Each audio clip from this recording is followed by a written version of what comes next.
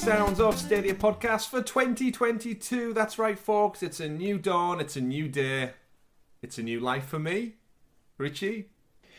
Well, I'm still alive, so it's the same life for me. But are you feeling good? Well, you tried to kill me off, I noticed, in the last episode. But it didn't work. We do our best. We do our best here at Helix Cloud Games, folks. Especially on the Sounds of Stadia podcast, your weekly Stadia show where we round up all of the Stadia and gaming news for your listening, viewing pleasure. Even in the barren months of January, February and March when there's not much to talk about, we pull together all the stories so you can keep yourself in the loop and up to date with all things going on up there in the cloud. We do have a great show for you all this week, talking about all the upcoming information we have on Stadia. That's about it.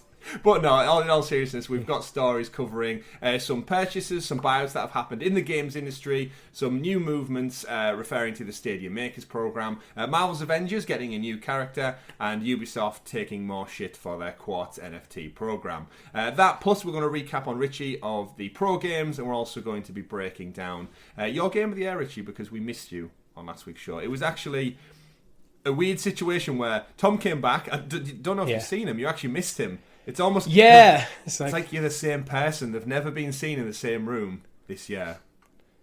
You're right. We haven't been seen in the same room this year. You're the same person. On January the 2nd, we haven't been seen in the same room. That is true, folks, because it is a new year. We're back. Obviously, Tom was here last week for the 118th episode. We told you we wouldn't miss one. Regularly scheduled program every Monday. This show drops, so you can catch us on youtube.com/Helix Cloud Games or up there in the digital cloud on your podcast preference of choice. But yes, Richie, we missed you. We got Tom back in for a Christmas special, and you had to go and get ill. I know. I managed to survive 117 episodes before the world finally caught up with me. Yeah. But as you said in the show, like I woke up that morning feeling fine, and by the end of the day, I just felt like horrendous. It's like I messages quite late because I was hoping like I could kind of almost like rebound and like get myself together to like get through a show. But I was like, I looked in the mirror at one point, and went, no, like, you look a mess. Message them. Go to bed. Go to bed. We've all been there. We've all been there, and you can certainly be forgiven for taking 1 week off out of, like you said, 117 on the bounce. You know what? It was kind of nice to just sit back when the episode went live and just listen to it as a fan rather than like... Yeah, because that's the first time you've done it. Yeah, it's the first episode of the Sound Stadia podcast and the first episode of SideQuest that I haven't featured on at all. So it's like... You didn't even do an introduction like I did. The one I missed due to family issues, I still did a introduction to the show because I didn't want to not be on an episode. Yeah. So, but yeah, yours would have just wasn't been like that was in the run up to episode 100 though, wasn't it? It was, yeah, crazy but, time. But it just goes to show we do a lot of Stadia content here, and I kind of wanted to kick things off this year. Like I said, it's a brand new year. We know what last year was like. We've done many shows covering the ins and outs, the trials and tribulations of marketing, promotions, games, and just the gaming industry as a whole. So let's start things off fresh, folks. We know our viewers and listeners out there, you're quite like-minded people. You just enjoy the games, you enjoy the tech, and we like talking about it, and that's what we are here for. So to kind of reflect and look forward, Richie, I pulled some great stats from the 2021 year in total, and I posted them up on Twitter if you guys caught it out there. Just follow at Helix Cloud Games over on there. But you might have missed one episode, Richie, but looking back throughout the year, we've actually put out 70 plus hours of content for this show alone. So that's over 70 hours of just discussing Stadia and cloud gaming as a whole. We've done 28 hours of the SideQuest show, which actually launched last year. Looking back doing the numbers, it was actually... I actually went right back to January, and actually, I didn't post it in the stats, but there's also 20 hours of our old post show that does exist out there at the beginning of last year. Because we must have launched SideQuest in like the March time. Yeah, we launched it once we hit 1,000 subs. So yeah, perfectly in line with that. Shout out to all of our members as well. Hope you did all have a Merry Christmas and a Happy New Year. So plenty of time added up there. And then our live streams and our first looks combined amassed to over 80 hours of Stadia live streams and gaming content. That's a lot of time. You know what? If you work it out, including the post-show content, like the 20 plus hours there, we're averaging about half an hour of content a day. Oh, that's a scary number. That is a scary Over the course of the year, that's what we're averaging. Crunching some fast, and that's not including all of the conversation we have with our wonderful Discord members. If you are new to Stadia, you might have got a premiere edition for Christmas. Check out the description, the link below. We have a very active Discord chat group where we talk about games, Christmas presents, things going on in our lives, movies, TV, just anything in there. And yeah, we're in there constantly as well. So you tally up all those little minutes spent reading conversations. Half an hour a day. Wow. The Discord chat is something I need to get back involved in a bit more. Towards the end of last year, I was kind of very much just like tunnel vision on getting to the end of the year, looking forward to my Christmas break. Mm-hmm. So there's like a lot of time like what I wasn't spending on like things like social media and Discord. It was just kind of like, I must admit, I was just like, get to the end of the year, get to the end of the year, get to the end of the year, then got ill. Yeah, it was an interesting one, the way everything was timed and worked out. Obviously, our content went up exactly the same. SideQuest actually went up a little bit early for our members because of the way Christmas and New Year's landed. Shout out again to all of our wonderful members out there, everyone in our Discord. We couldn't do this without you, and we just hope you've enjoyed the content from the last year. I know many of you reached out to us and said Happy New Year. We do appreciate that. Happy New Year to you guys as well, and hopefully the consistency we've had throughout the last 2 and a bit years anyway will continue through 2022. We will be back this Thursday with another live stream. Probably one of the pro games, Richie. I think we'll check out one of the January pro games. Might put our detective caps on and jump into Dark Side Detective. Fumble in the Dark, of course, one of your pro games, which we'll talk about in just a brief moment if you've not checked them out already. It is, after all, only the 2nd of January, so plenty of time to play these games. But before we get into the thick of the show, my intention is just to quickly recap on a few bits of news that did drop over Christmas relating to the community as a whole. So a big shout out to Clive Illenden and John Scarr, who hosted the inaugural Stadia Community Game Awards. Both friends of the show. Both friends, both guests of the show. We have both had them on last year as well. Terrific content unto themselves. Plenty of Stadia-focused content. Clive's Monday night show. John's Stadium Connect North show. Great content out there. Go check those guys' channels out if not. But just shout out for pulling it all together. The production value was terrific. Clive rocking his tux. And just going through a few of the awards. Plenty of people were active in the chat, of course. It went live on New Year's Eve. But it just goes to show, if you're looking for pure Stadia-related content, there is ample stuff out there for you to find, watch, gorge yourselves on into the new year. Even though we're all probably trying to cut back, diet a little bit, and eat less.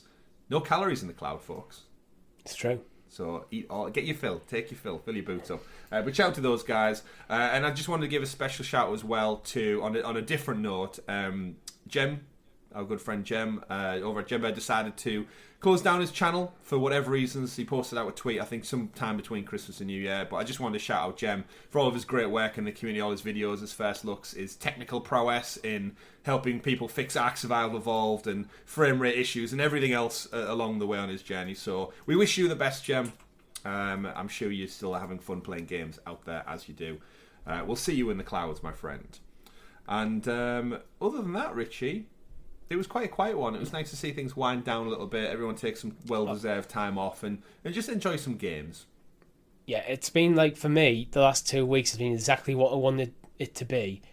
And I did nothing. It was fantastic. Spent some time with friends, spent some time with family. Did nothing else apart from play games. I've become slightly nocturnal. I need to sort that out before I go back to work. But yeah. No, I feel much more relaxed, much better rested than I did like a month, like at the end of like last year. Yeah. And well, I'm lucky enough to, because I didn't take much time off over the last year. I do have plenty of holidays to burn, so I've went down to 4 days a week for the next 3 months. So even more time to maintain my new sunny disposition. Yeah, you do that. Yeah, you maintain that disposition. But I'll text you every Monday to remind you that I'm at home off while you're at work. Don't do that. Don't do that at all. No, thank you. I am not looking forward to getting back into that mindset of you have to work for a living to earn money. Aside from this half an hour a day content that I put out for Stadia related stuff, yeah. I did joke on Twitter saying it's like a part-time job, and it kind of is in a way. But we're passionate about it. We're looking forward to seeing where the year ahead goes. I think we can all agree we're looking forward to seeing what Stadia actually does this year, because they Yeah. They have to say something. We've covered it on Fingers SideQuest. crossed. Fingers crossed it's something. It has to be something. I'm very cautious that the next few weeks are going to be quiet, as they have been in the previous 2 years. I think the gaming industry in general tries to recover and recuperate from the busy end-of-year period. Lots of games, lots of awards. Well, just like the fact that we've been off work for like basically a week or two, the video games industry has as well. So it's going to take a couple of weeks probably for the gears to wind back up. Yeah, indeed it is. But we've got plenty to talk about still. So let's start, Richie, with looking back after our time off and just checking out what we've been playing, Stadia or not so Stadia. How about yourself? You've been playing many games or just one game in particular? A bit of FIFA, but that's just a given, really. That's just FIFA is just what that game. I just occasionally I'll play for like an hour or two and then move on to something else. But it's mainly been Tales of Arise. And I'm getting very close to the end now, and that game is amazing. How many hours? If you like, I think about 70. Okay. But I think I've been doing the kind of prepping myself to go for the platinum in it. So I haven't just been powering through the main story. I've been doing all the side quests. I've been doing some of the side content. I was telling you before, it does have a fishing trophy. I've almost completed that trophy. And it wasn't too bad, actually. One of the nice things about it, when you usually get a fishing trophy, you're sat there just throwing the rod into it and then just going through a quick time event. Yeah. And hoping you get the right fish. With Tales of Arise, each different fishing spot has a certain list of fish, which you can easily see which ones you've already checked off. And there's a button combination to, as long as you've got the right lure on, you can press a certain button combination, which the game tells you to guarantee that fish that you're after. So it's not a lot of wasted time catching goldfish when I want a marlin. Yeah. I can just go, this is what I need to do to get the marlin on the hook, and then I can worry about that. Got it on the hook. Yeah. We've much grieved over fishing games before, and I always think it's so games need to keep you so involved and interactive. Yeah. And yet, when you throw the line in, and then you just sit and you're waiting for 5-6 seconds for it to wiggle or to bite or the water to ruffle. And it's this isn't fun. Getting the hook on the mini game is you kind of just press a button combinations. Either it's meant to be a sharp pull, or a little wiggle or whatever it is. Mm-hmm. But then you got a bar and you can see the fish move up the bar. So it's not like you just sat there waiting for a game to go, oh, and here's a fish, press the button. He's a fish. So it's a bit more involved, but in a good way. So it was and because I didn't do any fishing apart from the initial tutorial where I caught one fish and bounced till really near the end of the game. I've pretty much got all the lures and stuff that I just acquired naturally. Yeah. So I wasn't spending loads of time I need to go get this, I need to go get that. I could just actually enjoy the mechanic. Brilliant. So plenty of hours in the bag then. Anything on the horizon? What are you looking at? Well, no pun intended. On the horizon, we're looking potentially Horizon. That's February though. End of Feb. I do have Kingdom Bridge of Spirits I bought just before Christmas when it was on sale. Yeah. That's probably going to be the next game I jump into. So I'm hoping by the time I finish Tales of Rise, Kingdom then will be into February and get all the new drops. Great stuff. And I've got half an hour maybe Pokemon Shield or Pokemon Sword, but we'll see what time's like. Yeah, we need. Well, actually, it's funny you should say that because I messaged you during the holidays saying I need to exchange 2 Pokemon because you did. You can only evolve them by trading them, and you can trade online. But if you trade online, you've got the risk that the random stranger out there on the internet does not give you your Pokemon back once it's evolved. So I don't trust that. And I messaged you for some reason in my brain. I thought you had it, and you went, I don't. Because I'm a Pokemon fan. I mean, yeah, exactly. But one of our other friends did get a Switch for Christmas, Richie, and he did get Sword as well. So we've got some options there. And similar to you. So my Christmas looked like I played some more FIFA.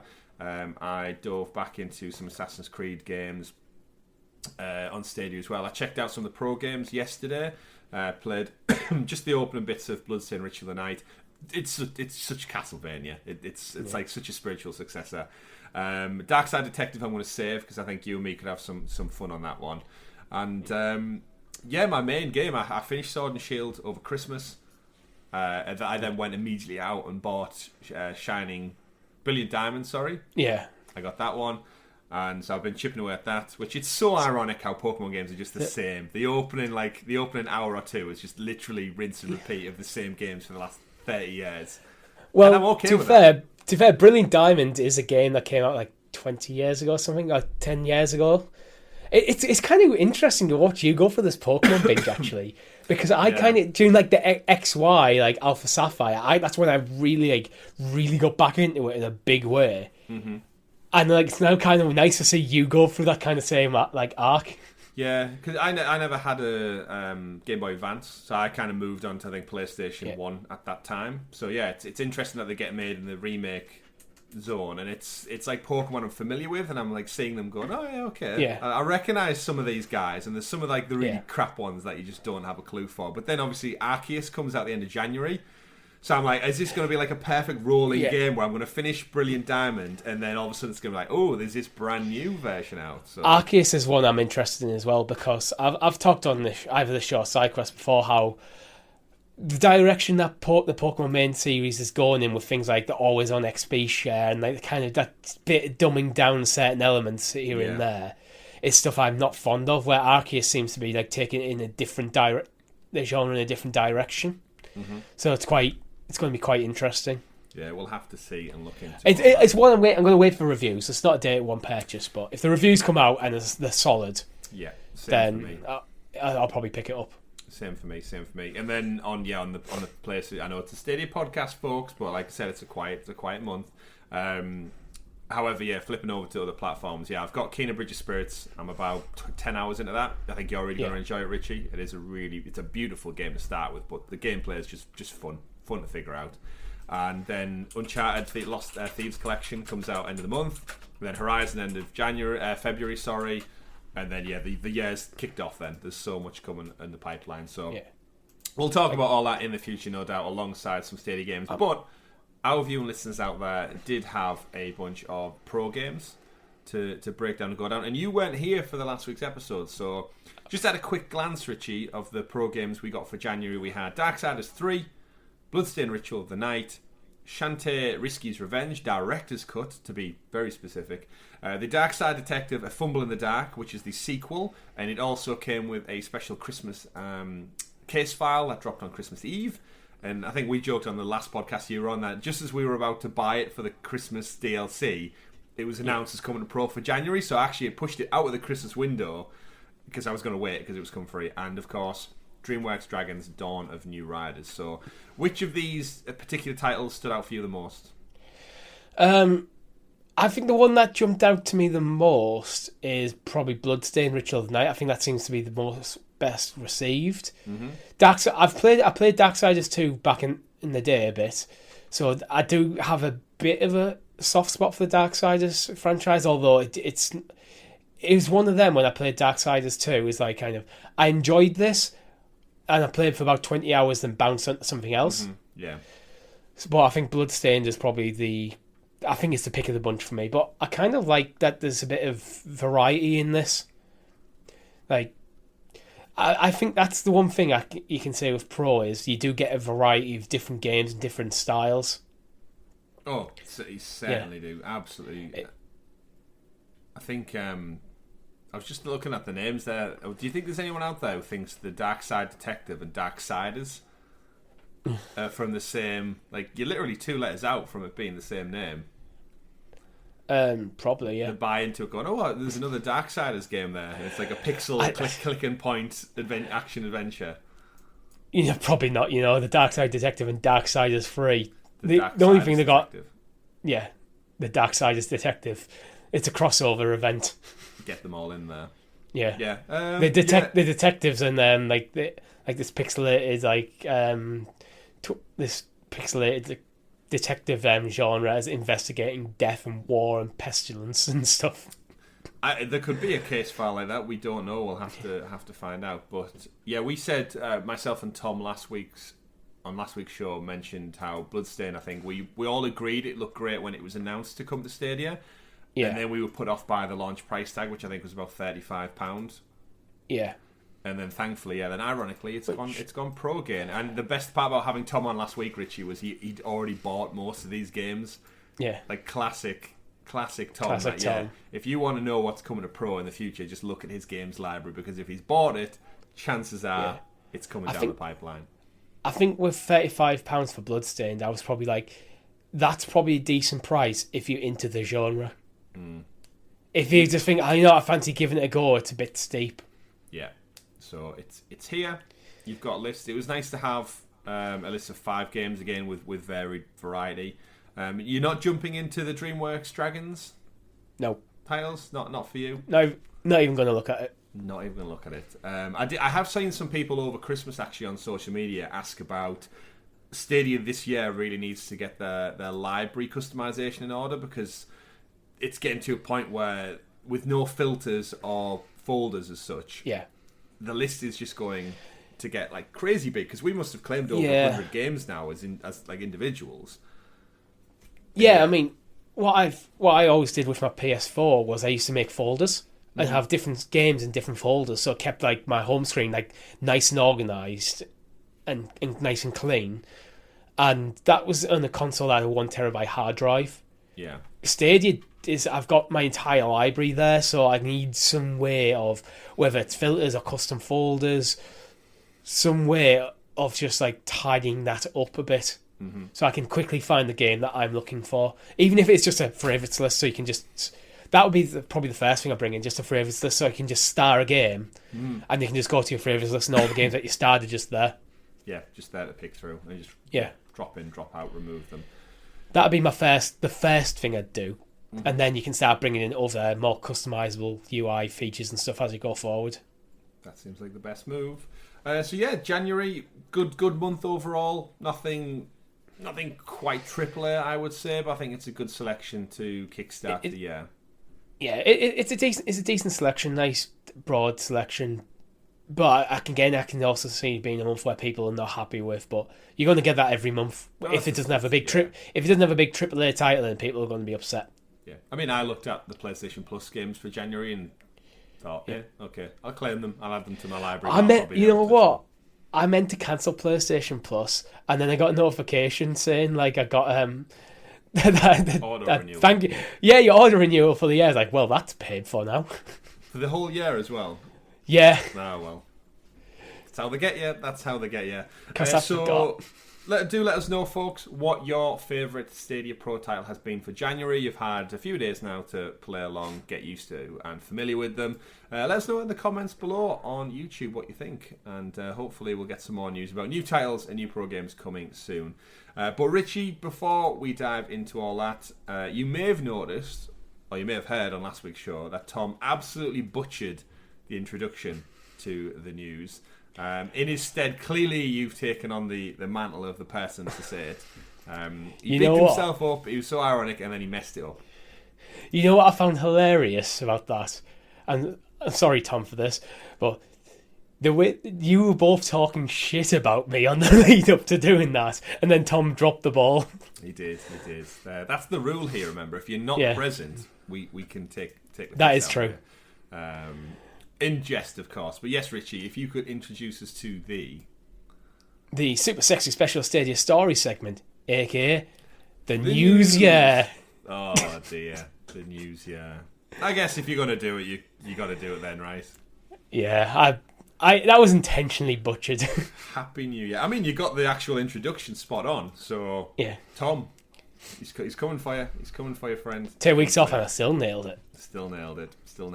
Right, let's dig into some of the stories we've got for this week. First up on the list, we have the Stadia Makers Program is still going strong. So this was an article that dropped over on 9 to 5. Google over the Christmas period. Of course, for those unfamiliar with the Stadia Makers Program, it's the cash incentive that Google have running over at Stadia HQ to help support up-and-coming indie developers to bring their games to the platform. We don't really know how that funding is generated or shared out across developers, publishers, and the like. However, yes, the article goes in a little bit detail about saying that we kind of suspected that it may have been shut down. At some point, we got some great games, some of which we've actually just mentioned. We had the Dark Side Detective games come across. We did have the likes of Merrick's Market, Richie, which you've done a fest look of up on the channel. Yep. There was also Grime, which I did a first look on the channel as well. 100 Days, where you and Tom popped open a bottle of wine and you went and ran your own orchard, which, again, I mentioned before Christmas, but should actually have a direct touch input. I don't know if they actually managed to push it through before Christmas actually happened, but I've not seen anything else on Twitter, so I'd imagine it's imminent or it's still in testing. Yeah, I haven't checked. I must admit, I've been kind of detached from Twitter for the last 2 weeks, so I haven't seen much. That's the point. That's why it's a Christmas break. And Sky Climbers, we know, is coming out in the following year in a beta period. I think that was announced as well, so look out for that shortly. But yes, there was our friend Lee from Stadia Source mentioned over on Twitter that it was not offering funding any longer. So Google didn't explicitly confirm if any changes were made to the program or if any direct funding was required, but they did say the company is working on new ways for developers to get unique value from the program. So we know direct from Google, Acapara Games, who've worked with the Stadia Makers program, they said, and I quote, "After being accepted into the Makers program, we worked to launch 2 of our titles into Stadia Pro, both Grime and The Dark Side Detective. Despite being polar opposite titles in terms of content and genre, both performed well in terms of finances and player reception. Stadia Pro seems to benefit a wide variety of titles, regardless of style or replayability." So there's not much news here, which, again, it is January, but I guess 2022 for the Stadia Makers program, as we creep towards GDC this year in Stadia, it may be, hopefully it's going to be in person this year. Hopefully Stadia and Google are going to be able to get their squads out, their teams, and start planting the seeds for the year ahead for all these indie games, because we know, and Stadia knows, Nintendo knows, and the success of the PlayStation 4 in those early months definitely knows that actually the indie titles prop up your platform in the quieter months when you don't have big hitters to drop. And I think Stadia, especially with Stadia Pro, has been very reliant on indie games. Yeah. So what does 2022 look like for you, Richie, with the Stadia Makers program? Do they sack it off? Do they can it all? Or do they have to reinvest and double down on getting newer, smaller titles on board? I think there seems to be mixed messaging here. In this article, in some ways, it's been reported that it's done, it's been shuttered almost. In other ways, Google are responding saying it's still active and there's multiple games in development. Mm-hmm. These are not mutually exclusive. It could be a case of, it's still active, we're still working through some games, but there might not be funding available for new games going forward. So it's hard to know, but I hope they're kind of just looking at the Stadia Makers program going, was this a success, was this a failure, after about a year? It's probably been alive for about a year, going, and then maybe refining it, and I hope that they come out swing it at GDC. I think GDC this year could be huge for Stadia. Yeah. If they've got the ducks in a row and they are committed to the platform, GDC could be awesome for them, especially if it's in person, because things like the Stadia Makers program, and it's a good place to go. It's the Game Developers Conference. This is where it's not for us, it's for the game developers themselves and the publishers and the platform holders to meet and get together. So if Google come and have a keynote speech and talk about Google Stadia, the technology, how it's changed over the last 2 years, and talk about things like Stadia Makers program, it could be really kind of a relaunch point for Stadia. Yeah. And Stadia Makers, I think, could be an awesome part of that, because I think it generally was well praised when it came out. It's this is a way of helping indie developers get funding and to bring games to the platform. For us, that's just a win. Yeah, completely. And we've got to remember, GDC is where it all kicked off. It's where Mr. Harrison got on stage and announced what Stadia was, and now they do have over 2 years under their belt, and obviously much more in development, because you've got to think of all the time that existed prior to public launch. And the quotes here from Acapara Games are clearly showing that actually Pro works and the Stadia Makers program works. And we've heard from the guys over at Sky Climbers as well that they've been really helpful in getting the game set for an alpha beta launch. My concern comes with the fact that we don't know of any newer titles. So all the games and all the titles we're talking about, they're either already out or they're imminent in the next, say, 5 to 6 months. Yeah, but We know what does that Stadia mean? don't. We know Stadia don't announce games. They announce a slate of games when they announced the Stadia Makers program, but I don't think they've really announced much since. Exactly. That might just be a case of this is Google not announcing things. Mm-hmm. That doesn't. See, this is the problem when they don't announce stuff. It's hard to read it too much into stuff like that because, well, they don't announce when AAA titles are coming in advance.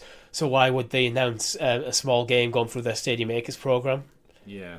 It's the weird imbalance that they find themselves in with marketing and like it makes it very hard to get a read on them because this could be a case of they're just holding things back, and maybe they're planning something like a Stadia Makers Connect or something like how the Nintendo do their indie showcases. Yeah. That'd be something great for Stadia Makers if they did that maybe say twice a year and went, here's a look at all the new games coming to Stadia Makers. Mm-hmm. That would be an awesome thing to do. Well, yeah, when you look at the industry as a whole, I would definitely say the focus to indie titles has been massively boosted by the fact that the world has gone digital. So all those events that would have been usually on like a stage show, and the indie games would have maybe only got like 10% of the limelight in between all these big AAA now. I mean, just look at the Game Awards for world premiere. They don't showcase indie games very well. However, the pivot to digital showcases, online YouTube drops and stuff.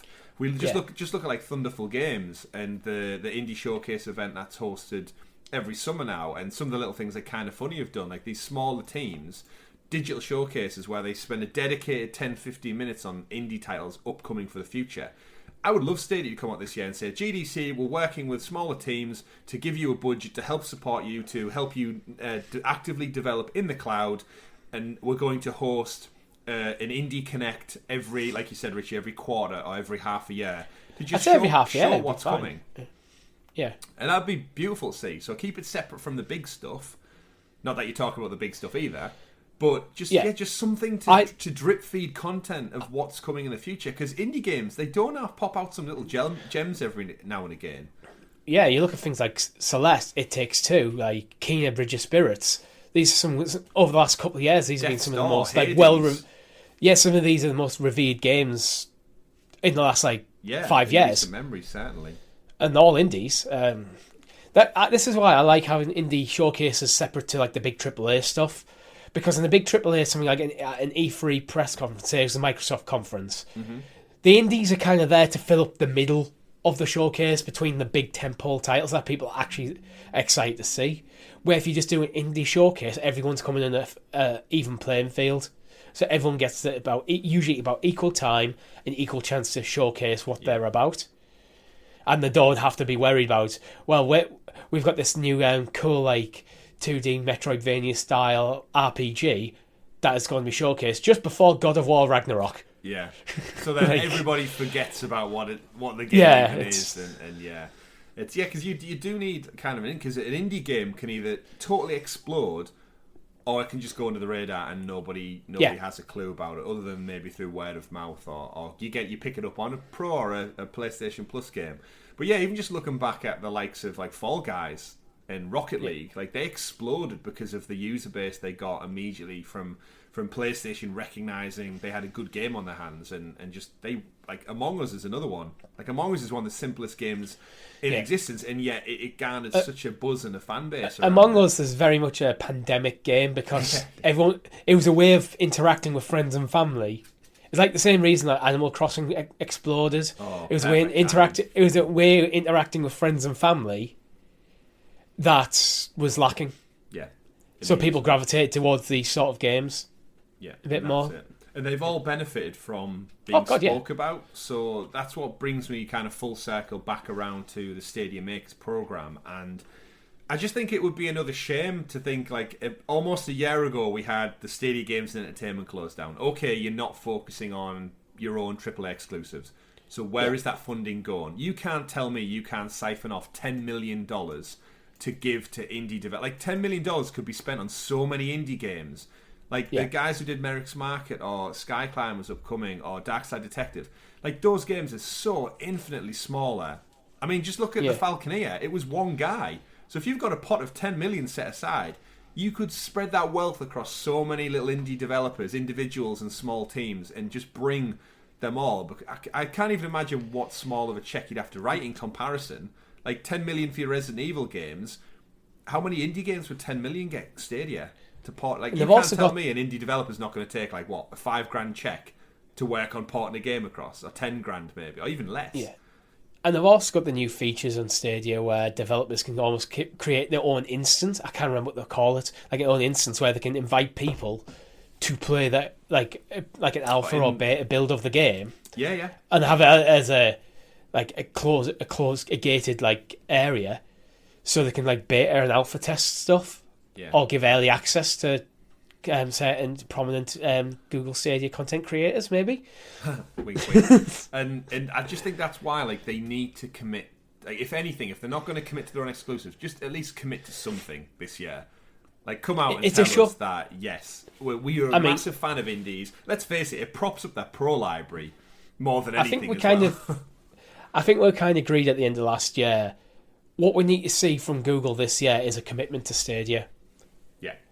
We just need to see that commitment. Whatever the form it may take, I think Stadia Makers is definitely part of it. Getting more AAAs, marketing the platform, all these things. Just show that. Google need to show this year that they still back Stadia to become something. Yeah, indeed. Let's actually get a date for... So GDC this year is San Francisco, so it looks like it's in person. March 21st and 25th. So, yeah, just over 3 months away now. Hopefully it's a good time for it. It is, yeah. It's again, it'll be the first time it'll have been in person for quite some time. But yeah, let's see if they've got any news. Yeah, we'll talk about it at a later time, see what they're actually coming up towards. We've also got the DICE Awards, which I don't think Stadia will have any involvement in, coming up soon. Yeah. But in just terms of a showcase, I think it could be the first time this year they actively talk to the community. Yeah. Albeit that's through a developer-specific conference. We know we're going to cover it. We know Cloudy, Stadia Source, any news that comes, we are hungry for it. So, I think GDC could be very important for Stadia, because I think probably even from developer circles, like, the buzz around Stadia is gone. Stadia's not this exciting new tech off in the horizon that you could see changing the way people interact with the games anymore. It's here. Yeah, your sales pitch now needs to be different. It's here, and it's been here for 2 years. You now need to go back to the developers and go, this is why you should continue to work with us, or this is why you should be working with us.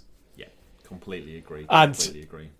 Unfortunately, they're pitching that against a lackluster 2021 and basically a small player base. So they need to get the developers excited somehow. Yeah, and usually a checkbook helps with that. A checkbook will help. Checkbook, especially if you're a smaller, because again, as an indie developer, that could be make or break for your career in gaming if you can get funding. Because if Google give you a big enough check, not only does that, yes, it might port the game to Stadia, that might not be important to you, but the extra 10 grand in the bank might fund your next title. Yeah, which is what, as an indie developer, that's what you're looking for. You don't have shareholders, you don't have a guaranteed revenue stream, you don't have a battle royale pumping millions and millions into you every single week. You are literally game to game, depending on your continued success. And despite Stadia having a relatively small player base compared to other platforms, it also has a smaller library, which means there's more. If your game launches, if an indie game launches on PlayStation, a lot of times people don't even notice. In any game that launches on Stadia, the Stadia community notices. Yeah.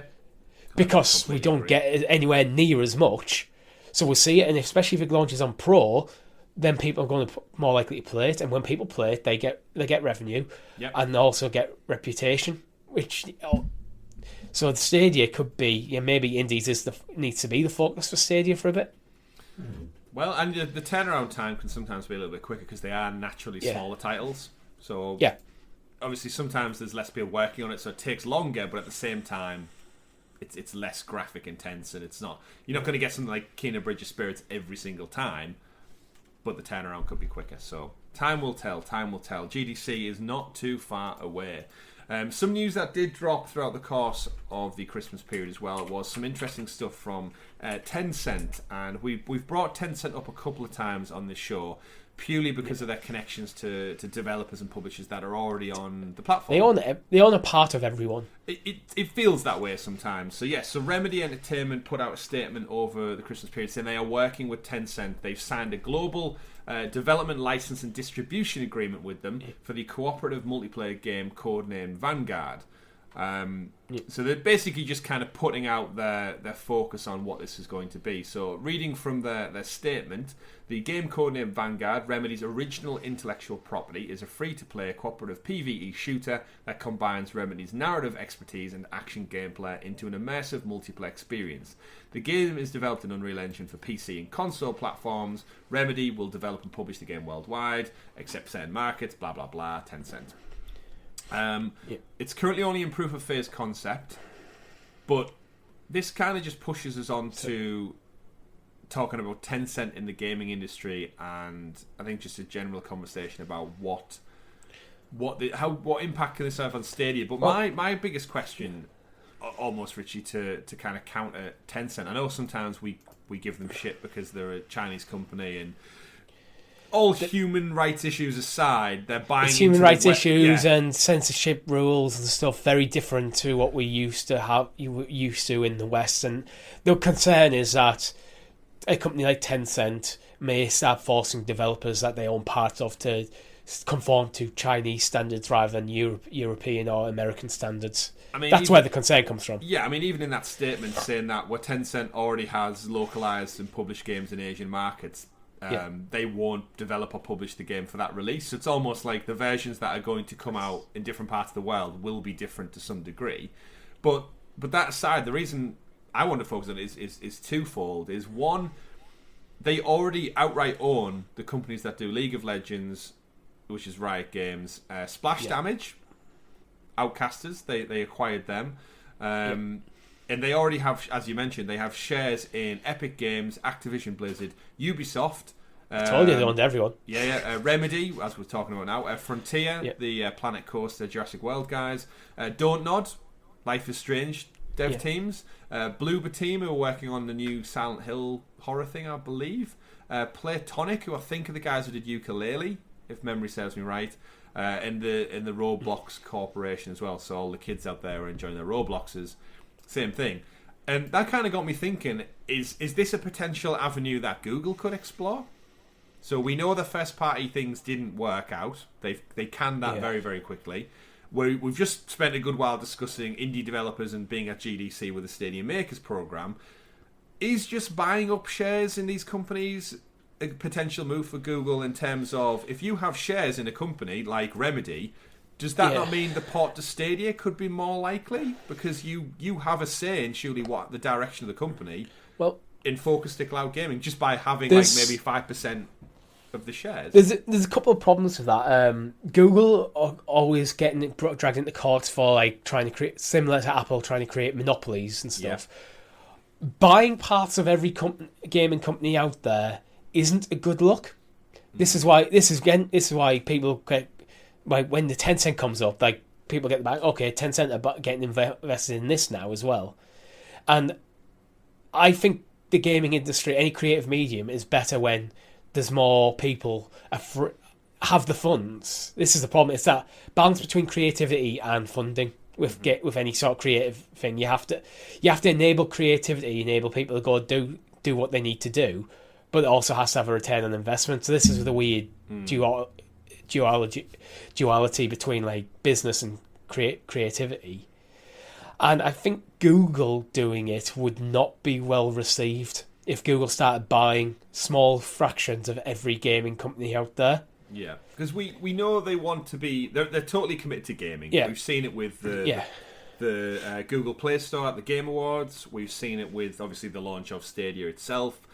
We know they've got YouTube gaming, and they're buying up all these big streamers from Twitch by signing very, very big paychecks, by the way. All these streamers they sign on for like YouTube exclusivity for millions and millions. Imagine if that funding went towards the aforementioned Stadia Makers program or indie devs. Yeah. The weird thing with Google though is they don't seem to work as one massive entity all pulling in the same direction. They work as seemingly work as a bunch of smaller companies, which can be very good in a lot of ways, But it means that what Google Play is doing and what YouTube are doing and what Stadia is doing, they're not synced. Yeah. They're not pulling in the same direction. Like the Game Awards, they came on a bit of bother because it was Google Play. Yeah. It should have been Stadia. Yeah, it was the sad irony that your representation of gaming totally ignored your gaming platform. I mean, Google Play is a gaming platform, but you know it's not ideally a premium AAA gaming platform. Yeah, I also think as well is if they wanted to go down this route, they shouldn't have closed Stadia Games and Entertainment. They should have repurposed it. So then Stadia Games and Entertainment and their internal studios that they owned could have become these porting studios. So let's say they own, for example, a share of EA, and part of that deal is that they have the ability to port any similar to what Tencent are doing here with Remedy's game, where where Remedy publish wherever they want, apart from in certain Asian markets, which are difficult for them to publish in for various different political reasons. So Tencent, well, they're going to go, okay, what we'll do is we'll publish a game there. We'll change the game in a way that it can be published there, and that will change the revenue structure. Something like that could have worked, and Stadia Games and Entertainment couldn't have been the vehicle for it. Yeah. But they closed them studios. Yeah. There's so many caveats to when we reflect and look back, and we know it's not even been 12 months yet, but the decision, again, it's so... I think that was why it was such a kind of the wind took out of the sails of the platform for the rest of the 2021. Because, you're completely right. Those studios, albeit they weren't going to make exclusive content, you still had 150 plus people of game developers who were good at their jobs. You had the entirety of Typhoon Studios who made Journey to the Savage Planet. Like, what's to say you couldn't have went to EA, as you mentioned, and said, we'll port Apex Legends for you, we'll get Typhoon to work on it. We know it's not their bread and butter, but they are game devs. Give us the source code, we'll work with you. We're fronting the money, so it's no cost to you. We'll take. We have the studio. We'll pay up the front. We'll pay the upfront cost to get it over. Our studio will take care of helping patch to Stadia, and therefore, this will be the revenue split. That is something they could have done. Yeah, we have teams dedicated to Stadia that literally work for Team Stadia to do that. And I think we said many months ago now that actually Stadia should look at just acquiring... I think it was probably when the Resident Evil news dropped. They should just acquire Tencent. I mean... Just go buy Tencent. But in terms of, just having some studios dedicated to porting games, even if they only run for the next 4 or 5 years, but then, like you said, lease them out to go to Warner Brothers and say, can we bring X games across? Go to 2K and say, we know you're focusing on Grand Theft Auto Online. Could we help you port the old Red Dead Redemption across? Or GTA 5 or whatever, or help out with the remasters that never came. What can we possibly do to help facilitate the transition to Stadia better? I think that's the right word. It would have facilitated it. It would have, and I think it's something that they probably should have done before Stadia launched. If they started buying small parts or entire smaller studios under the Google Games and Entertainment brand, before Stadia launched, even before that it was even announced, so they're kind of laying the foundations for the step into the video game industry. So when they launch Stadia, they already have these studios. They've already been working on quietly on the back end of porting games themselves. Yeah. So things like a Ubisoft or Bethesda or EA or Activision, they're not spending money, time, and resources porting to a platform that's unproven. Yeah. Because Google are taking care of that themselves. So it's just you port it over and we get money. Yeah, okay. Yeah. Deal. Yeah. Why not? Yeah, Google should buy Tencent. Yeah, I think that one might not happen, but it's interesting Tencent, to look at. They're too big. Just to think, the kind of crux of this whole story was, again, Tencent have just acquired the Turtle Rock Studios. So these are the guys who did recently Back 4 Blood, the spiritual successor to Left 4 Dead. They're also famous for the... I can't remember the name all of a sudden. The game that totally bombed. It was the 3 isometric... Evolve. Was it Evolve? Yeah. Where there was one monster hunting 3 other players. It was kind of Predator, and that dropped off massively. But then they've came back with Back 4 Blood, and they've acquired them today as well. So like fully acquired another studio, and it just makes me think like, yes, Google wouldn't like it, but I guarantee you a lot of the gaming industry would prefer Google to acquire Turtle Rock Studios rather than a Chinese conglomerate. It's weird because Google in that kind of place in the tech industry where there's a lot of people like really appreciative of what Google have brought, but then there's also a lot of concerns over Google's size and data, and they have a very mixed reputation, like any big tech company out there. Yeah. And I think there's a lot of people in the gaming industry, if Google just started buying every studio that was available, like similar to what Microsoft are doing and what Sony have done in the past and what Tencent are doing and what Koch Media are doing, I think there would have been quite a bit of backlash because it's Google doing it. Would it have been any worse backlash than shutting your own studios, though? Oh, no. Well, so it's like kind of no. stick with the devil in like which at least if you acquire them you get a bit of flack, but then at the end of the day you've got your own studios to put out games. It's flack that they probably need to take, and it depends how aggressive you go about it. If they go to as aggressive like Tencent or Koch Media, that looks a lot more problematic. If you're just slowly picking up stuff over time. Mm-hmm. I think the speed of acquisitions can actually change the perception of it. Yeah. It's an interesting one.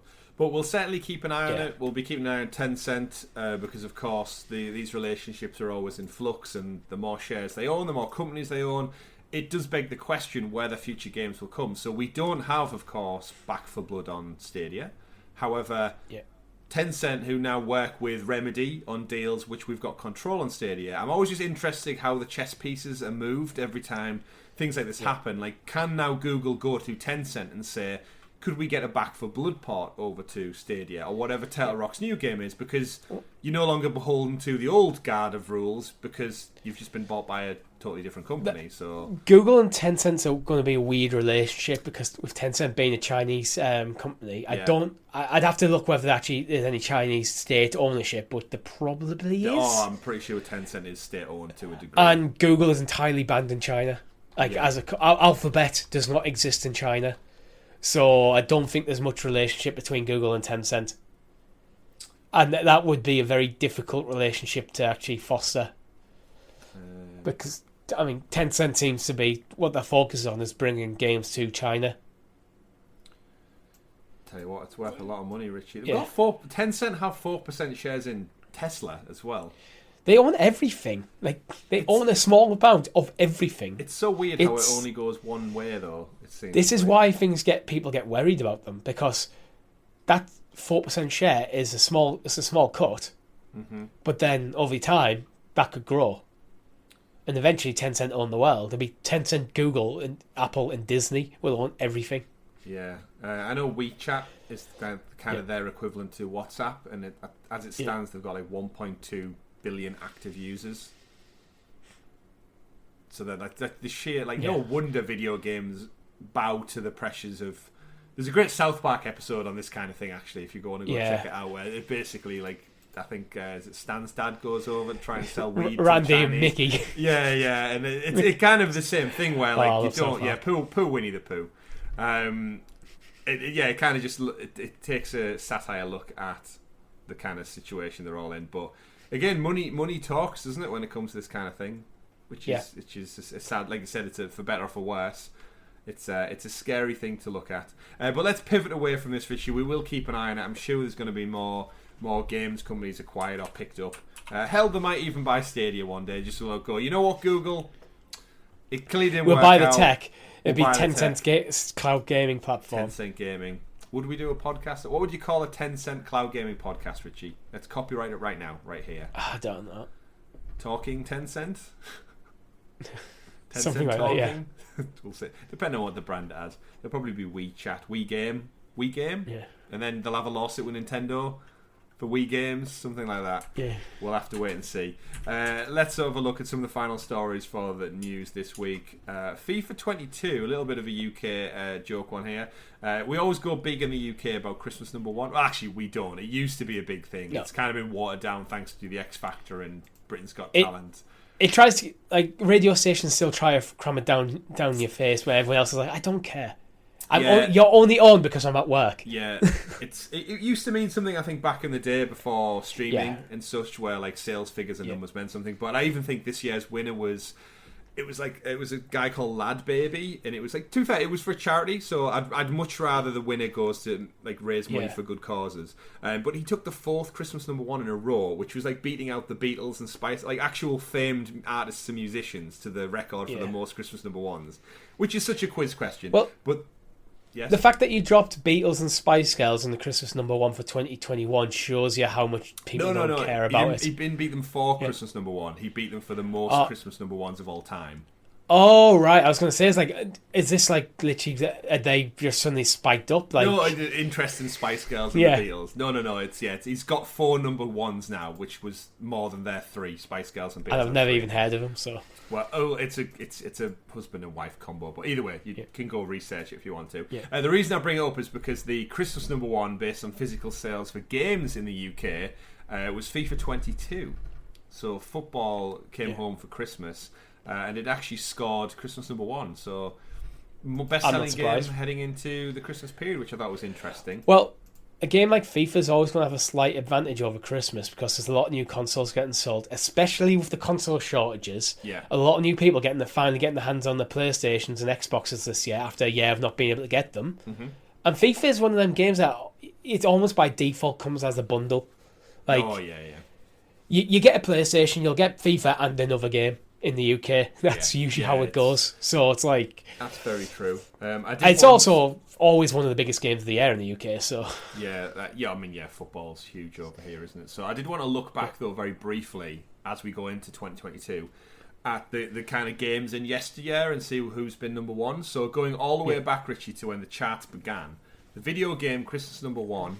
Physical sales alone, we should point out, where it's interesting to see where cloud gaming kind of sits in this world, with like Xbox and Game Pass, and the numbers are very much skewed now than there ever has been. I don't think you're ever going to get an accurate sales figure now, but it's interesting to look at trends and how they focus. So you can, but then the developer, the platform holders have to launch them numbers, which some of them are quite tight on. Yeah, exactly. So going back to, we'll take the clock back to Christmas of 1984, Richie. Christmas #1. Do you have the list by any chance or not? Yeah, I've got it in front of me. Okay, I was going to let you guess then. From Activision, we had Ghostbusters. 1984, Christmas #1 was Ghostbusters. My favourite is 2000. Let's see. I was going to go. So if you haven't heard of these, let's see. So 85 was Commando. I'm guessing it's based on the movie. Probably, yeah. Probably. Then 86 is Gauntlet. 87 is Outrun. Now, I did have Outrun on the Sega Mega Drive, so I do remember Outrun. 88 was Operation Wolf. Never heard of it. 89, Chase HQ. Never heard of it. 1990, Teenage Mutant Ninja Turtles, or Hero Turtles, sorry, should get that right. Side-scrolling fighting game. Then it moved on. 91 was WWF WrestleMania. 92, Sonic the Hedgehog. Awesome game. Awesome game. Sonic 2. Yeah, get that one right. And then just let's have a look. Then FIFA came out and started being a thing. So 93, 94, 95, 96 and 97 were all FIFA varieties of soccer, football, international, or the World Cup title. Zelda Ocarina of Time in 98.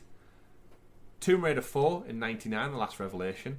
Who Wants to Be a Millionaire in the year 2000. Wow, the best-selling game for Christmas was Who Wants to Be a Millionaire. I had that on PlayStation 1, and I actually have memories on the Millennium, so I'll have been 10-year-old, right? Spending the earlier part of the New Year's Eve party where all the adults were downstairs having drinks, all the kids were upstairs playing Who Wants to Be a Millionaire and 007, I want to say it was Nightfire, was the game, so it was a combination of those two on disc. But yeah, I mean, Who Wants to Be a Millionaire was a huge thing in the UK in the early 2000s. So yeah, who knew? Then 2001, Harry Potter and the Philosopher's Stone.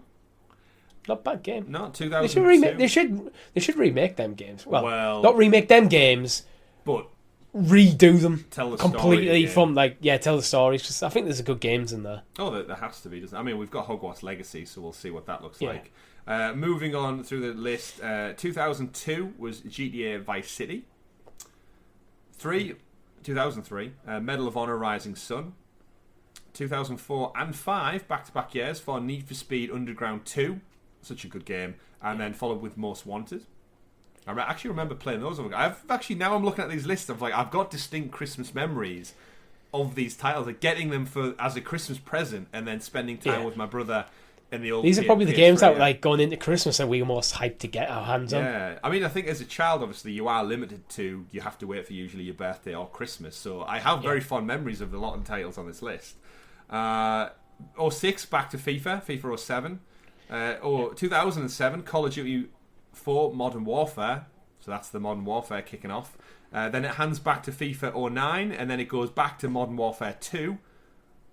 Then it goes to Call of Duty Black Ops for 2010. So we start to see Call of Duty really, really up on its game and increasing in popularity. Oh, we're about to get into the Call of Duty block. Oh yeah.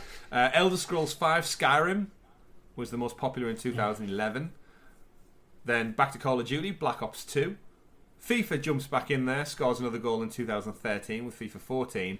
Then we hit the Call of Duty block, Richie, with Advanced Warfare, Black Ops 3, Infinite Warfare, and World War 2, taking us right through 2014 to 2017. So a solid 4-year run of Christmas number ones there for Activision and Call of Duty. Yeah. Rockstar then take away the title in 2018 with Red Dead Redemption 2. 2019 was Modern Warfare. And then 2020, Assassin's Creed Valhalla, which must be Ubisoft's first ever game, landing Christmas number 1. So shout out to Valhalla taking the podium. That's probably because it's set in the UK. Maybe. Yeah, that's actually a good point, that. Maybe. It was set in England, so this is a UK top number 1. So exactly, that's true. And then to round things out, as mentioned at the beginning of the story, we had this current past Christmas, FIFA 22. So, solid mix of FIFA titles scattered throughout the decades. Solid showing for Call of Duty. I think they're the two front runners. And yeah, so from Ghostbusters, Richie, in 84, all the way to FIFA 22. Some good memories there. Some good memories indeed. What's spent... And a lot of Call of Duty. And yeah, we've got EA, Electronic Arts spending the most weeks, 13, followed by Activision with 10. So EA and FIFA seems to be pipping the Christmas number 1. Not that it really means anything, but good to know the Christmas number 1 was available on Google Stadia. And it's still one of those titles that I just go back to every now and again. Yeah, well, I think that is FIFA. I think when people outside of who wouldn't describe themselves as gamers think of gaming, I think probably Call of Duty and FIFA are probably the two games that come to the mind first. Yeah, and I'm sure it goes the same for other countries. I think probably in the States you've got either Madden and Call of Duty or NBA and Call. It's always like a sports game, and then insert your other franchise. Call of Duty plus sports game relevant to what region you're in. Yeah, plus regional sports game, and it's great to see Christmas 1. Some little fun bits to talk about there. Rounding out some of our news stories for the week, Richie, we've got a rumour that has leaked suggesting that Marvel's Avengers, of course, following hot on the heels of the successful Spider-Man that came out on PlayStation exclusive and just got nothing but shit. Apparently the rumour is that She-Hulk is going to be next. So it was teased over on Twitter by an insider who, before you question it, he actually got the leak of Christopher Judge being involved in the Black Panther DLC, correct? Because that was the last big drop for everybody who didn't own a PlayStation. He wrote that the American actress Krisa Bejos has signed on to voice Jennifer Walters, the green-skinned alter ego of She-Hulk, which of course wouldn't be much to talk about to begin with. However, she's since retweeted the post with a green heart emoji, basically confirming the news. So the same person who's going to voice her in many, many other things. It's going to be most likely free content. It's a new character added to the brawler, and it's kind of good timing because the Disney Plus She-Hulk show is also on the horizon some point in early 2022, probably springtime. So as far as Marvel's Avengers goes, Richie, they're going to keep chipping away with this game into 2022, it looks like. Thicken out the roster. Do you know anything about She-Hulk? Basically, no. I just don't know how they're making money in this game. Because I was just scrolling down through the comments as you were talking, and someone said on the Steam concurrent playlist they're under 1,000. There's a couple of hundred people playing this game, that just goes to show you. I mean, that's only Steam and whatever time Sony was on, but that kind of shows you where this game is at the moment. And I think this edition does absolutely nothing to change anything about the problems with the game. The problems with the game, for me, has been the same now as they were day one. After you finish this like story content, there's no purpose to the game. What do you do? What do you do? Why do I continue to grind? Why am I going out and grinding and leveling up my characters? What is the purpose behind that? And that is something from a basic design concept they've just never answered. So that's why we'll have fun when they bring out a new character, go through the new story, but then we won't touch it again for months on end. Yeah. So it doesn't keep people engaged. No doubt there'll be a spike of users definitely. when she comes out for like a week or two. Yeah, I wouldn't be surprised if it just went free to play at some point throughout this but year. Then how do they make money out of it? Cosmetics. It's got to be cosmetics. Like with more stuff. But I don't know anything about She-Hulk. It's one of those things where it's getting a Disney Plus show. I think don't she's know how Bruce it's going to Banner's cousin or something like that. And there's stuff like that. I don't know. It's weird. I mean, looking at just a quick Wikipedia thing, it says, Festive appeared in the Savage She-Hulk comic book number 1 from February 1980. Jennifer Walters is a lawyer who, after an injury, received emergency blood transfusion from her cousin Bruce Banner and acquired a milder version of his Hulk condition. First question, how do they get the needle in the Hulk to get the blood transfusion? Don't they get it in Bruce? But as soon as you stab him, does he not... Does that not... The probably skin's probably impenetrable? not. If he's... I mean, like in the MCU, he's kind of got his transformation under control to a certain extent.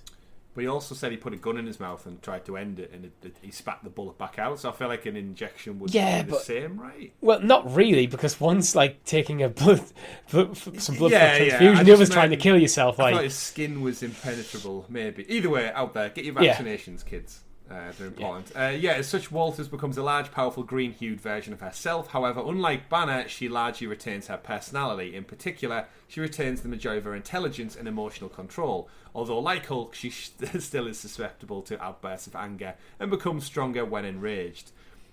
So, she's part of the Avengers at some point, Fantastic Four, Heroes for Hire, the Defenders, S.H.I.E.L.D. and the Fantastic Four. So, Disney Plus show... probably going to populate and cross-pollinate with the other shows as we've seen them do now. I know nothing about it, so I'm actually intrigued just to see how this... I'm guessing the TV show means Mark Ruffalo is going to reprise his role in it. You can't really have a blood transfusion from Bruce Banner if you ain't got Bruce Banner in the show at all. Otherwise, they're just going to skip her origin. So, that's what Disney are doing at the moment. They're using established characters to help introduce new ones. Oh, they've been doing it for years now. It's a tried and tested formula. But Marvel's Avengers keeps ticking over, whatever that looks like. I still enjoy it. I'll definitely check out She-Hulk when she arrives on the platform. And I wouldn't be surprised if it went free to play. But time will tell, Richie. Time will tell. I'm still under the impression we'll get a Spider-Man equivalent soon to kind of make up for the exclusivity. Whether that's like... I don't. Spider... we'll see. I don't think the game's big enough for them to care about trying to like balance the playing field. It's just the numbers just aren't there. I'll tell you how they can fix it, Rich. You asked the question, how do they make money from this game? And that brings us to our final story for the week. They'll introduce NFTs, Richie. That's what they'll do. Avengers NFTs, own unique comic book art based on the game, based on the movies, based on the shows, based on the Avengers. Yeah, I mean, you get a lot of more active players. Well, you get a lot more of active bots. Active bots buying shit up.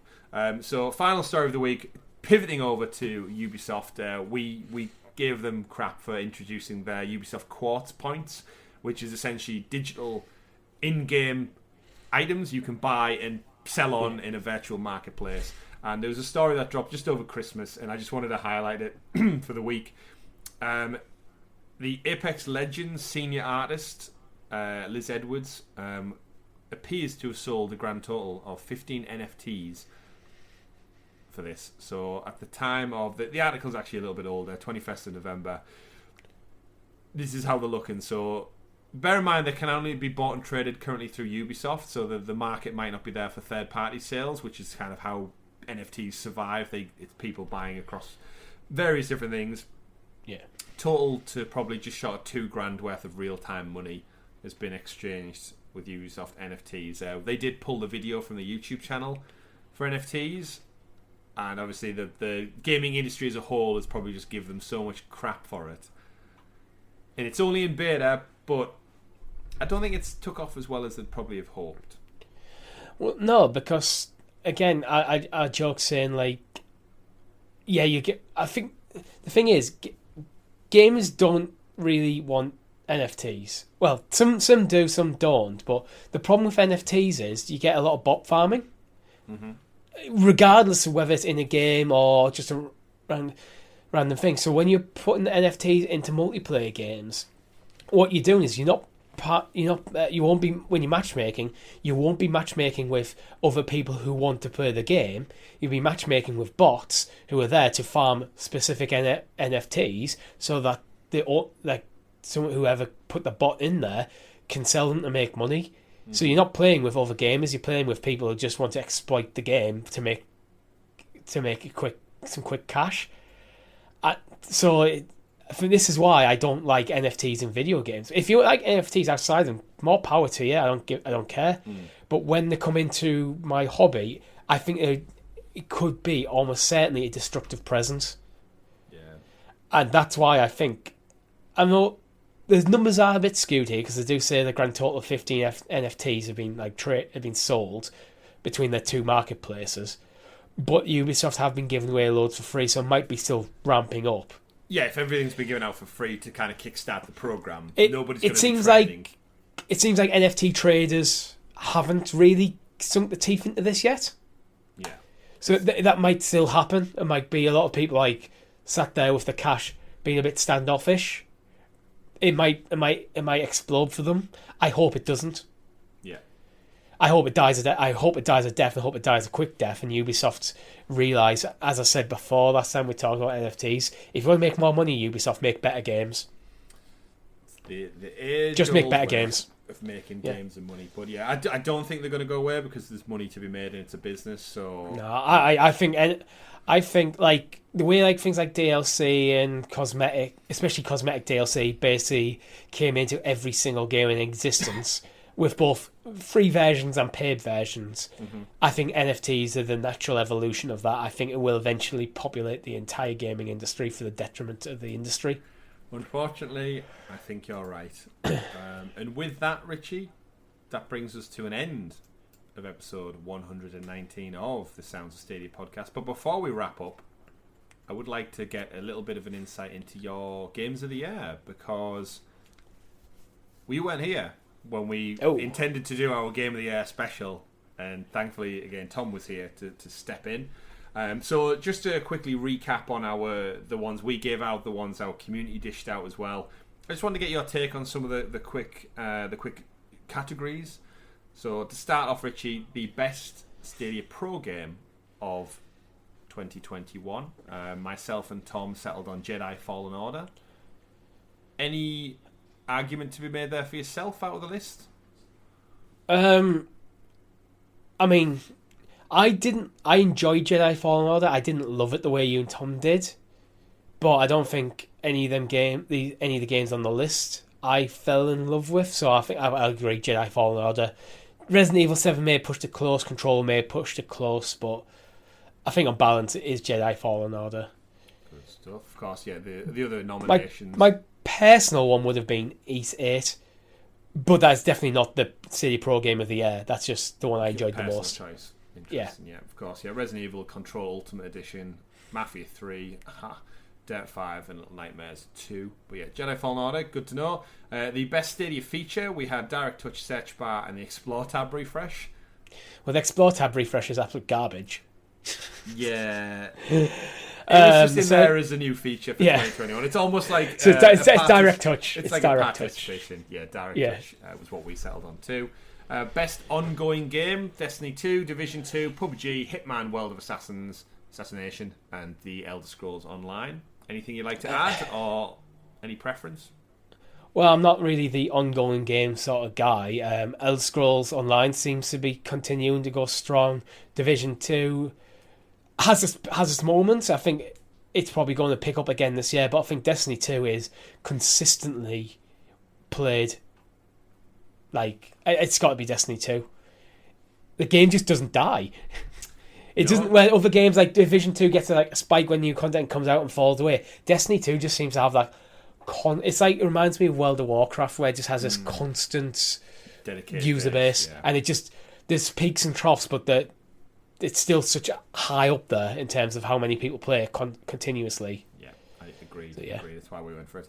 The next category was the most anticipated Stadia game for 2022, and me and Tom couldn't really settle on anything, but that actually does bode well for our episode of SideQuest we're about to go and record today. So if you are listening or watching along and you would like to get that early, you can sign up to be a member of the channel from as little as 99p, and you get our episodes of SideQuest up to 6 days early on the Sunday, the day of recording usually. Where this week, Richie, we're going to go away and talk about... We are talking about, as he stalls for time, obviously, the top 20 expected games of 2022. The literal nomination we're about is the most anticipated game. So yes, we'll focus that into it. I'm looking forward to it. There's a long list of titles that we know about for 2022, but the conversation is definitely going to be about, will they come? How will they come? And I think we can all agree they need to come. Yeah. So there's a long list of games, but no. This is why you've Tom agreed on not applicable, because we don't know what's coming to Stadia. Yeah.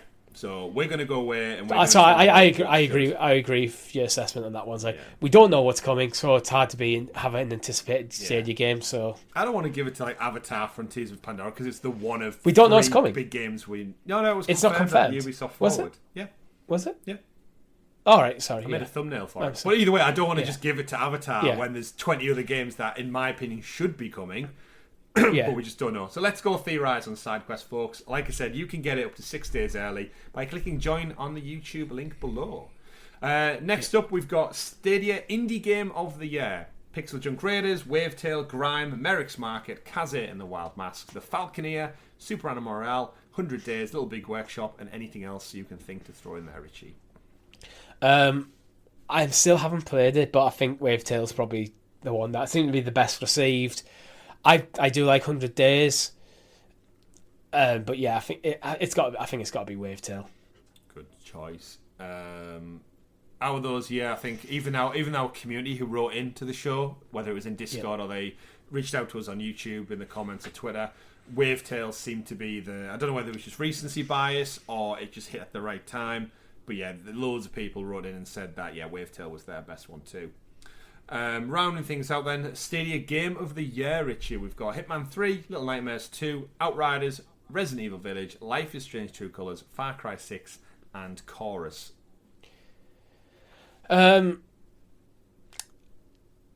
Personally, for me, I think it's Life is Strange. Mm-hmm. But I think if I had to go, what do I think is the best Stadia game to come this year? I think it would be Resident Evil Village. Okay, interesting. I think me and Tom had a back and forth with those ones. Because they all have their own merits. I think you went with Far Cry, but for me, Far Cry just seemed to come and go. It didn't. I don't think it had the same sort of impact as like Resident Evil Village did when it came to the platform. Yeah. It might be just because Far Cry is a Ubisoft game, so it was expected to be there. Where Resident Evil Village, wait, we're getting Village.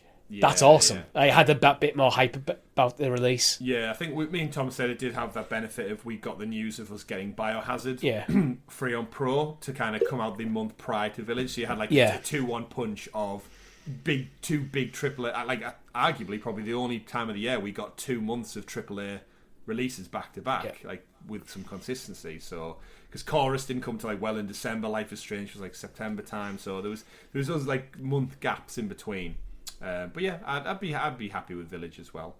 Far Cry 6, I think, just because like you said, it was expected and it's a big game after all. We skipped the best remake, best remaster. Out of those, I think you probably only played Skyward Sword, right? I haven't played Skyward Sword ever. Never mind. But I've got some issues with some of the ones on the list. Mass Effect shouldn't be on the list at all because it was a broken mess when it launched. Same with GTA. I thought it was the best one. It was unplayable for me. Like, it was a broken mess. That's why I can't. I think should be the best game in that list, but in my personal experience, it clearly wasn't. GTA, again, same reason, broken mess when it launched. It's a remaster. It shouldn't be broken on launch. Like, you've had decades to fix it at this point, so I don't like the whole XP share always on for Pokemon Diamond and Pearl, otherwise that would have been a shoe-in for me. So I'm going to give it Alan Wake. Good old Alan pulling through. Yeah. And then the final big one, again, not Stadia specific, but it is to round out the year. The overall game of the year comes in with that's across all platforms: Hitman 3, Little Nightmares 2, Outriders, RE Village, Ratchet & Clank Rift Apart, Psychonauts 2, Life is Strange True Colors, Deathloop, Kena Bridge of Spirits, Far Cry 6, Guardians of the Galaxy, Call of Duty Vanguard, Forza Horizon 5, Battlefield 2042, Chorus, Halo Infinite, of course, with the caveat that we don't have time or funds to play all these games, so it's very much on marketing, influence, other people's opinions to kind of come to a general consensus. But me and Tom settled on Guardians of the Galaxy. I finished it. Tom was, I think, 3 chapters in. You haven't touched it yet. No. So what on this list would you give the accolade to? If this was if the Game Awards was happening this month, I actually think it'd go to Halo Infinite. I think Halo Infinite's launch was a bit. I think Halo Infinite will be the game of the year contender for 2022 for this year's. I think it just missed the cutoff. Personally, of the games I've played this year, that came out this year, I'm gonna go with Tales of Arise. Yeah, it's not even on our list, or my list. It's not. But for me, of all the games I've played this year that came out this year, which is actually relatively a small list because not much came out this year. Yeah. So I've been playing a lot of games from previous years. Tales of Arise is the best. Good stuff. And there you have it, folks. That is Richie's Game of the Year for 2021, which brings us to a proper close this time of the Sounds of Stadia podcast, episode 119. That is another hour and 20 plus minutes added to the long list in the fresh start of content. We'll probably have 70 plus hours of this show for you in a year's time. So stay tuned. Keep it locked to the channel. Don't forget to like the video, subscribe, and share with your friends and fellow Stadia gamers out there so they find our content. We can bring them into the fold. They can enjoy this show. They can enjoy SideQuest. They can enjoy our first looks, live streams, and all the chitter-chatter that goes on in our Discord. All of that information is found in the description below. Thank you very much for joining us throughout 2021 as we take that step forward, Richie, across the threshold into the new year. Hopefully it's a great one for cloud gaming. Hopefully it's a great one for Google Stadia. We'll have much more news and shows and games hopefully to discuss along the way. But it's a fresh start. Let's enjoy it. My name's been Chris. And I've been Richie. We've been Helix Cloud Games. Thanks for tuning in, folks. And remember, play wherever makes you the happiest. Goodbye.